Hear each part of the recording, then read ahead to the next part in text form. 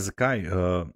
Ta referendum nima enotne podpore, se pravi tudi v smeri proti zakonu med predlagatelji oziroma med tistimi, ki so pričakovani volivci proti. Ne? To kaže raziskave, ne glede na to, da se Janša in ostali zelo trudijo prikazati raziskave javnega mnenja kot neverodostojne, vse dokler seveda jim ne kažejo tako, kot bi oni si želeli, ne? Verjamem, da jih delajo in da so seznanjeni s tem. Namreč mnenje v javnosti je absolutno za ta zakon, kar se ne nazadnje videlo tudi na posvetovalnem referendumu, ki je potekal istočasno kot evropske, kjer vemo, da je udeležba tradicionalno bolj desna kot leva.